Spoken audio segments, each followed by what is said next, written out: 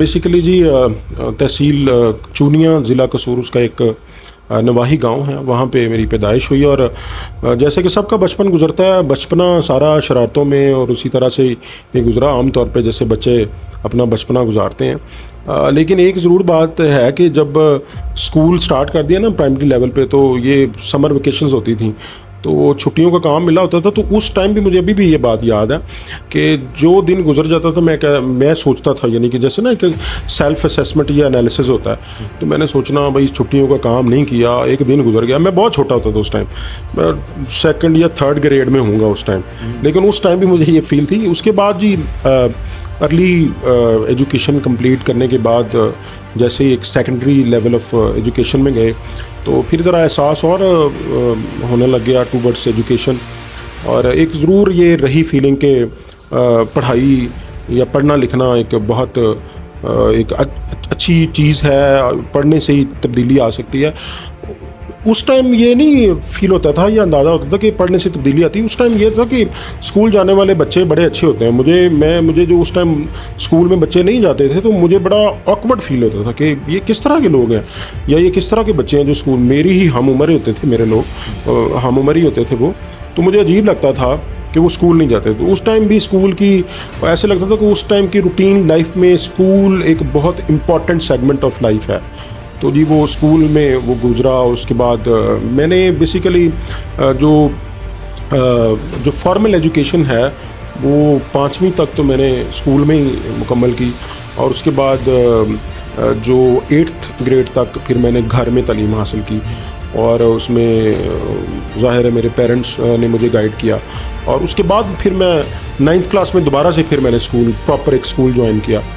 और जब मैंने मैट्रिकुलेशन में जैसे मैं उस हाई स्कूल में गया, तो तब ये जो एहसास था तब ये ज़्यादा डेवलप हो चुका था कि पढ़ाई बेसिकली क्या है, और पढ़ाई से ज़िंदगी की एक काया बदली जा सकती है। और उस टाइम बेसिकली मुझे ये भी ख्याल आने लग गया था, एहसास होने लग गया था कि जो आने वाली ज़िम्मेदारियां हैं क्या उसके लिए मेरी तैयारी है।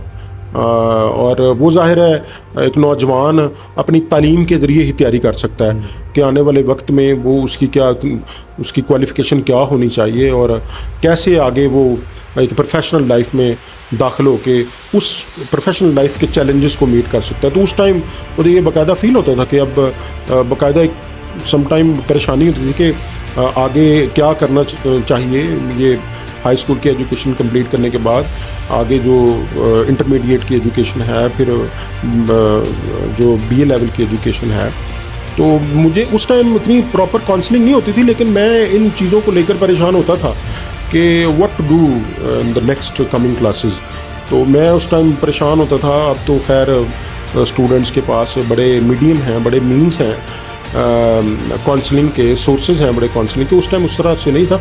लेकिन मेरा ये बात बताने का मकसद बेसिकली ये है कि वो जो थी ना, वो जो एक सेंस ऑफ रिस्पॉन्सिबिलिटी उस टाइम फील होने लग गई थी। और वो अच्छी खासी एज होती है, और मेरा ख्याल है कि सबको मैट्रिक लेवल पे ये ख्याल करना शुरू कर देना चाहिए कि ये स्कूलिंग, ये कॉलेज और ये यूनिवर्सिटी लाइफ जो है ना कुछ सालों बाद कंप्लीट हो जानी है, और फिर एक प्रोफेशनल लाइफ में जाना है। तो फिर अपनी सेल्फ असेसमेंट और एनालिसिस करके रखें कि फिर हमने प्रोफेशनल लाइफ में जाना है। ठीक है, हमने जॉब करनी है, वो भी एक कंपटीशन होगा, क्योंकि बहुत से हमारे जो तलबा हैं, हमारे स्टूडेंट्स यूथ, वो ये समझती है कि जी तालीम हासिल कर लेना इज़ एवरीथिंग ना। मेरे नज़दीक तालीम हासिल करने के लिए भी ज़ाहिर है आप तालीम हासिल करते हैं, फिर जॉब के लिए अगर आप सर्विसेज में आते हैं तो उसका एक अलग से तालीम है, उसके अलग से एग्ज़ाम्स हैं। और इसी तरह अगर प्राइवेट सेक्टर में जाते हैं तो उसके लिए अलग से स्किल्स हैं, क्योंकि ऐसे नहीं होता कि आप कहीं भी जाते हैं तो वो आपकी on the basis of your degree वो आपको कोई जॉब ऑफ़र कर देते हैं। तो इन सारी चीज़ों के बारे में आप मैट्रिक के लेवल पे शऊर आप शऊर में होते हैं, तो उस टाइम आप सोचना शुरू कर दें। जितना आपको परेशान होना चाहिए आप उतना परेशान हों। ये वो परेशानी है जो कि पॉजिटिव वे में है, जो कि आपको पे बैक करेगी, जो कि आपको प्लान करने में, जो कि आपको अपनी डेफिशिएंसीज को पूरा करने में मददगार साबित होंगी। तो जितना परेशान हमारे यूथ को होना चाहिए उतना होना चाहिए सीरियस।